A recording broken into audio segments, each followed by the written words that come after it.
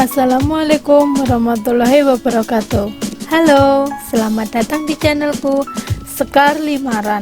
Kali ini aku akan membawakan kisah yang berjudul Mawar Merah Berdarah, bagian yang pertama.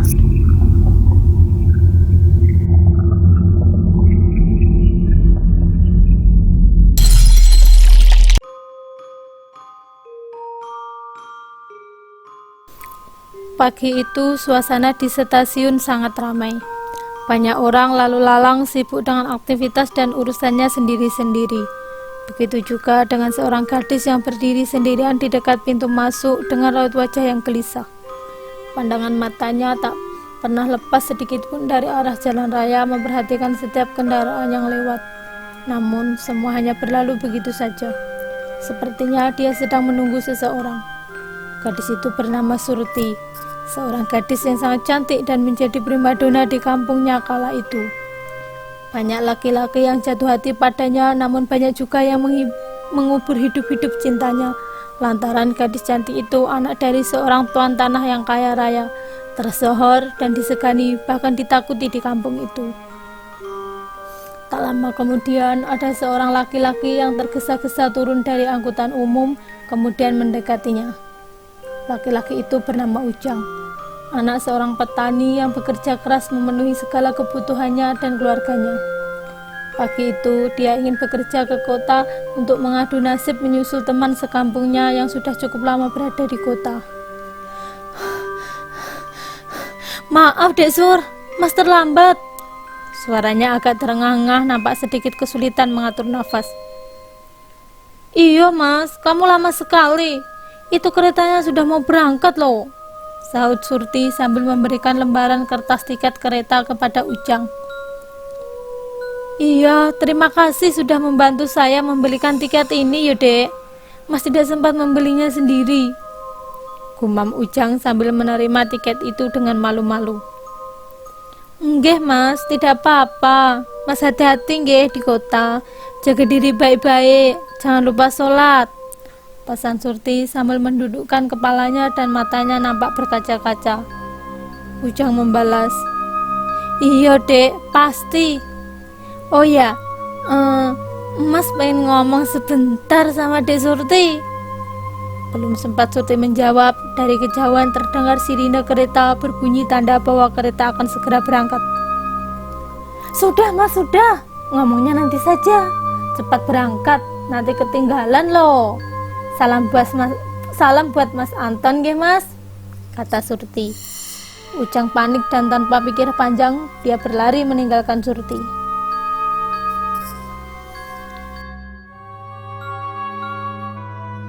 Jam berganti, hari berlalu. Tak terasa 2 tahun telah terlewati dengan begitu cepat. Ujang termenung duduk di teras kos-kosannya. Gundah gulana dengan raut muka kusut menyelimutinya sore itu. Pandangan matanya kosong menatap layar ponsel yang dihiasi senyum manis gadis pujaan hati. Angannya melayang entah kemana, hatinya bimbang tak berujung. "Hoi, ngelamun aja," sapa Mas Anton dari belakang sambil menepuk punggung Ujang memporak-porandakan khayalannya. "Mas Anton, kaget saya Mas," balas Ujang agak kesal sambil menyembunyikan ponselnya. Mas Anton membalas dengan senyuman seraya bertanya, "Jadi pulang besok kamu Jang?" "Iya Mas, pengen pulang. Rindu kampung saya," jawab Ujang. Suasana hening sejenak sebelum Mas Anton melanjutkan pertanyaannya. "Jang, besok itu hari Jumat Wage, hari kelahiranmu. Yakin kamu mau pulang? Kata orang tua dulu, hari lahir kita tidak bagus berpergian jauh," bisik Mas Anton tampak agak cemas. "Tapi Mas, saya sudah beli tiket. Kalau diganti hari tidak bisa, hangus. Dan harus beli yang baru. Lagian, tiket saya kan malam. Bukankah hari sudah berganti?" sahut Ujang. Mas Anton menghela nafas panjang kemudian berkata lagi, "Ya sudah, tidak apa-apa. Hari Jumat itu hari baik, yang penting kamu hati-hati. Mereka saling berpandangan dan terdiam sesaat. Belum sempat Ujang menjawab, Mas Anton sudah menyela lagi. Bagaimana si Surti? Cepat lamar dia sebelum keduluan orang. Kan kalian sudah lama dekat.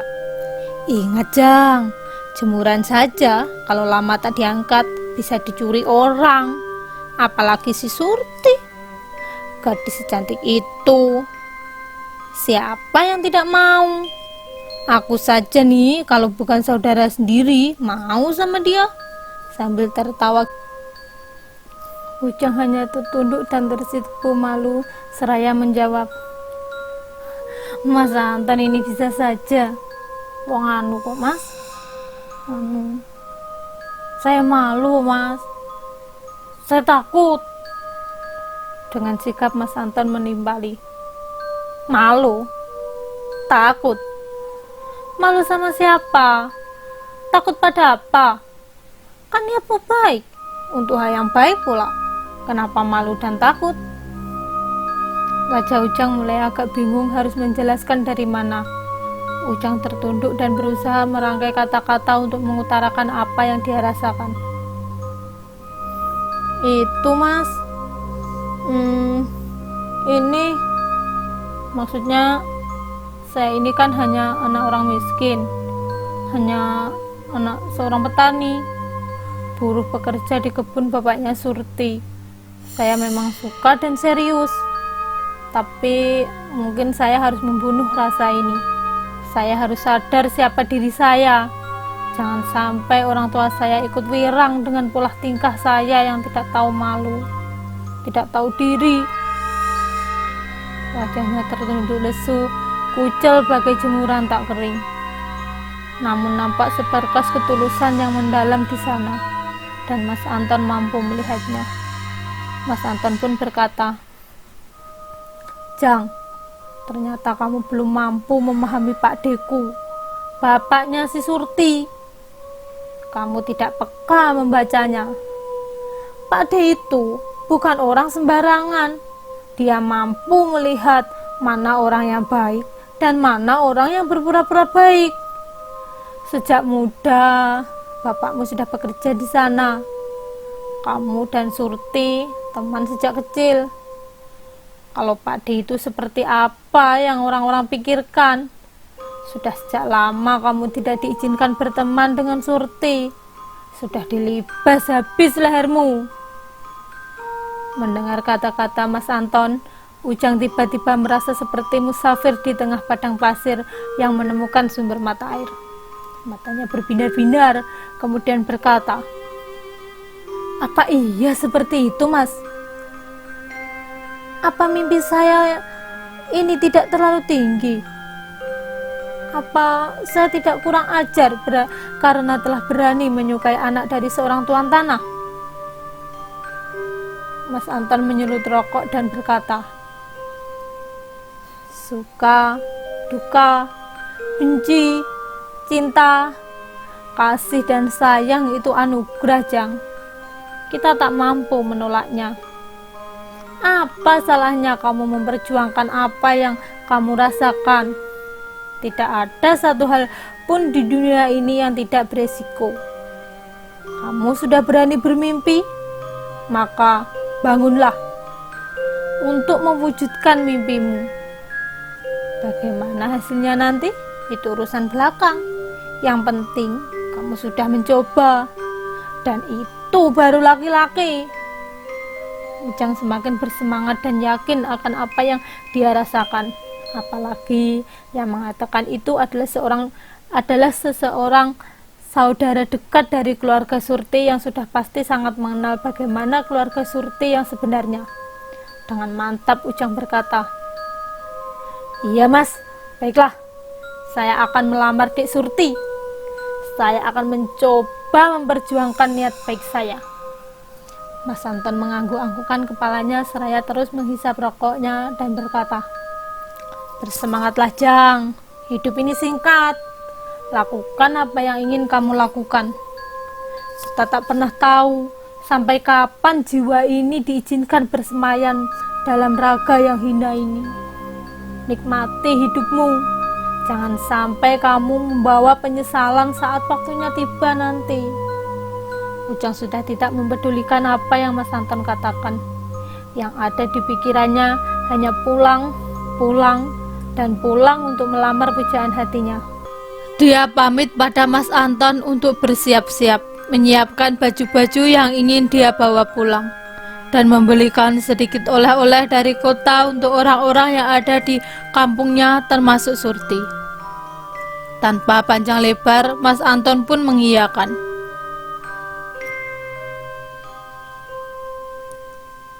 Dok, tutup pintu sama jendelanya. Sudah mau maghrib, kok masih dibiarkan terbuka saja, kata ayah Surti sambil berjalan menuju dapur. Surti pun yang semula menonton TV segera bergegas bangun dari duduknya untuk menutup pintu dan jendela. Tak lama kemudian terdengar suara azan maghrib berkumandang. Setelah azan selesai, Surti kemudian beranjak pergi untuk mengambil air wudhu dan sholat. Namun, baru berdiri dan berjalan sedikit ke arah belakang, tiba-tiba ada suara orang mengetuk pintu. Surti berbalik dan diam sesaat. Siapa yang maghrib-maghrib datang bertamu?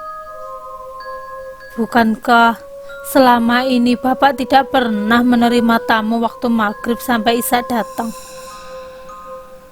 Gumam Surti. Namun bunyi ketukan itu terdengar lagi.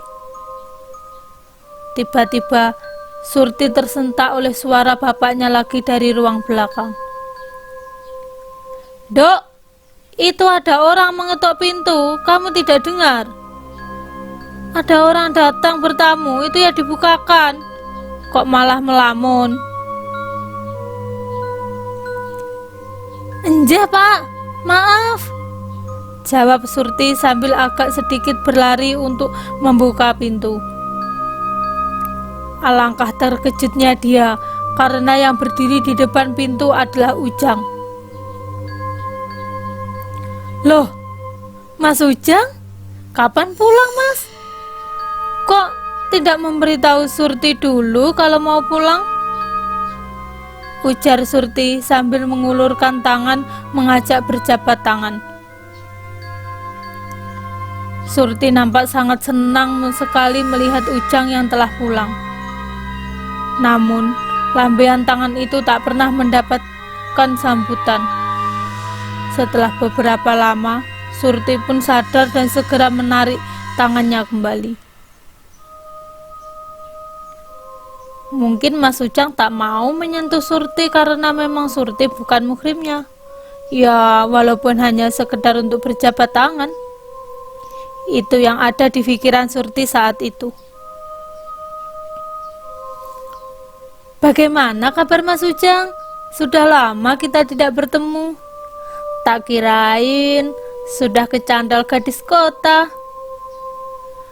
kata Surti lagi sambil tersipu malu. Namun, Ujang tak pernah memberi sambutan sedikit pun. Dia hanya tertunduk dan diam 1000 bahasa.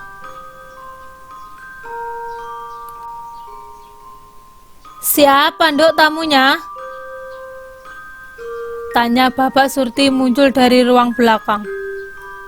Setelah melihat bahwa yang datang Ujang, kemudian Bapak Surti berkata lagi.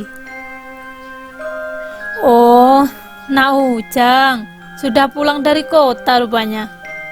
Sini nak, masuk dulu, biar dibuatkan kopi sama si Surti. Bapak tak sholat dulu, nanti kita ngobrol-ngobrol ya. Ujang melihat Bapak Surti, kemudian tersenyum dan menganggukkan kepalanya. Nampak wajah pucat pasi di sana.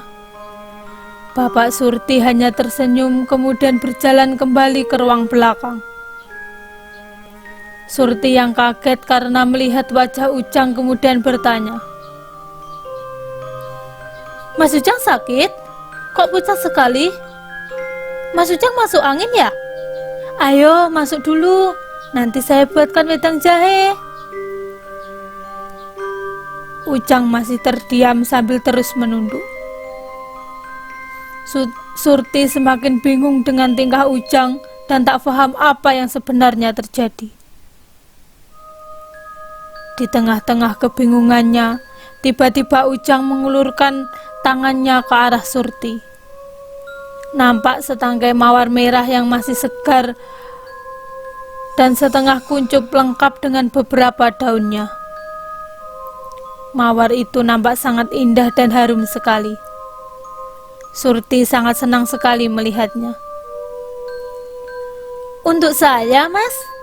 Wah, bagus sekali. Matur suwun nggih. Kok repot-repot saja, kata Surti sambil mengambil mawar itu. Alangkah terkejutnya Surti ketika tangannya bersentuhan dengan tangan Ujang. Surti merasa tangan Ujang seperti bongkahan es batu yang sangat dingin sekali. Dengan sikap dia menarik kembali tangannya sesaat setelah mengambil bunga itu. Entah apa yang sebenarnya terjadi, Surti pun semakin bingung. Pikirannya kacau balau dengan hal yang dia sendiri tak mampu untuk memahaminya. Sementara Ujang masih berdiri di depan pintu dengan wajah pucat pasi tertunduk layu, tanpa sepatah kata pun terlontar dari mulutnya. Seketika itu juga angin berhembus pelan-pelan yang entah dari mana datangnya membuat bulu kuduk Surti berdiri. Surti mencium aroma wangi yang sangat dahsyat.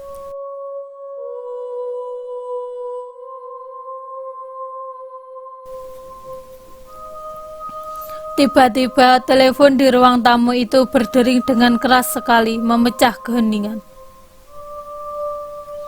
Maaf Mas Ujang, Surti angkat telepon dulu.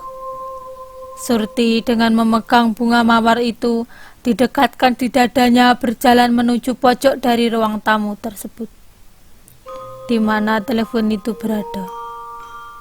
Sementara Ujang masih berdiri di depan pintu. Halo, Sur. Halo, halo, Sur, Sur. Suara di telepon itu tidak asing, namun nampak begitu tergopoh-gopoh, panik dan tidak beraturan. Iya Mas Anton, ini Surti. Ada apa Mas? Mas Anton kenapa? Tanya Surti.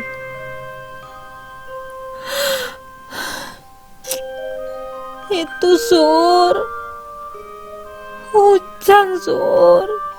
Itu si Ujang Sur, Ujang. Jawab Mas Anton, suaranya melemah, seakan lemas dan menahan sesuatu hal yang teramat berat. Iya Mas, kenapa? Kenapa Mas Ujang? Tanya Surti lagi. Namun Mas Anton tak mampu menjawab. Hanya terdengar suara sesenggukan seperti seseorang sedang menangis.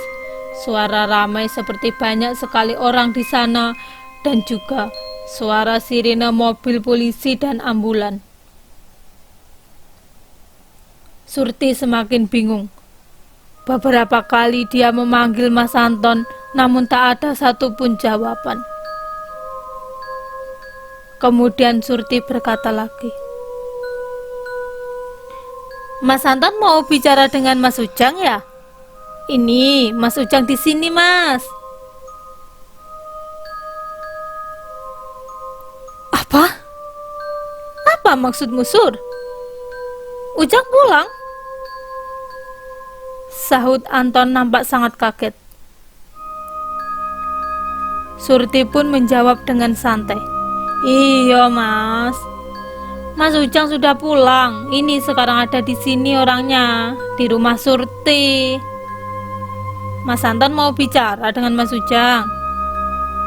Surti melihat ke arah pintu dan Ujang pun masih berdiri di sana. Sur, gila kamu Sur, cetus Mas Anton. Surti hanya bisa terdiam dan terheran-heran. Dia tahu betul kalau Mas Anton itu orang yang serius, tak pernah berbohong dan tidak suka bercanda. Tiba-tiba suara Mas Anton terdengar lagi. Waras kamu Sur, kamu ini mengigau atau apa? Coba lihat ponselmu. Lihat Sur, lihat. Bentak Mas Anton agak sedikit meninggi suaranya.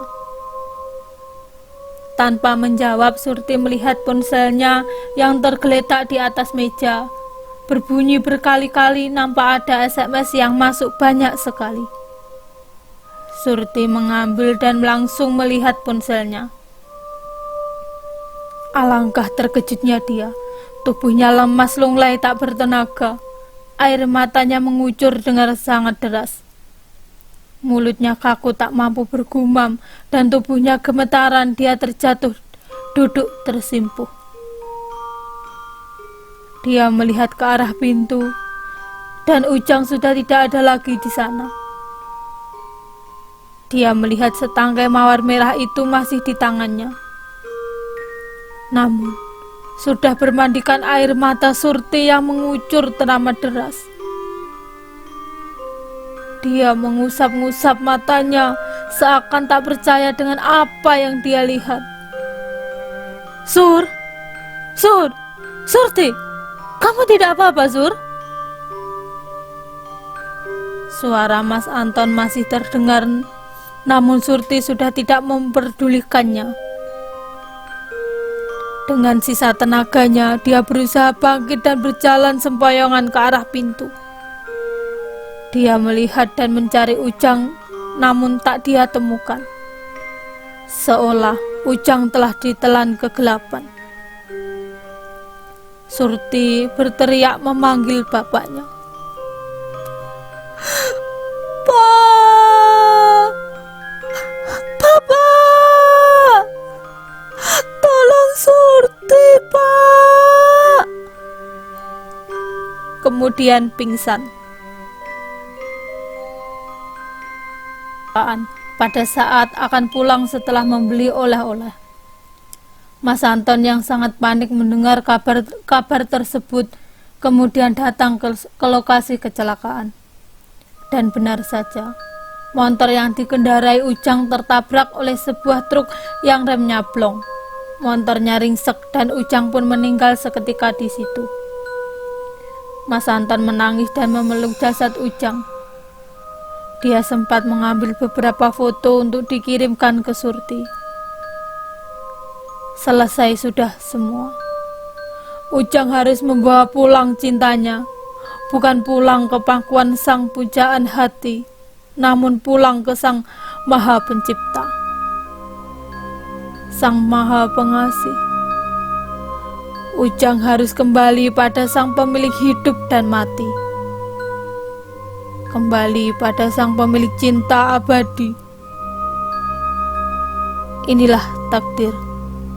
Kita hanya wayang-wayang yang tiada daya dan upaya, berusaha melakukan segala sesuatu dengan maksimal, dan selebihnya biarkan takdir yang berbicara.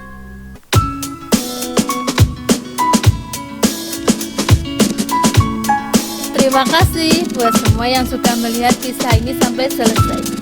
Di videoku berikutnya, aku akan membawakan kisah yang berjudul Brerong Bukan Song Brerong, sepenggal kisah dari Pulau Dewata.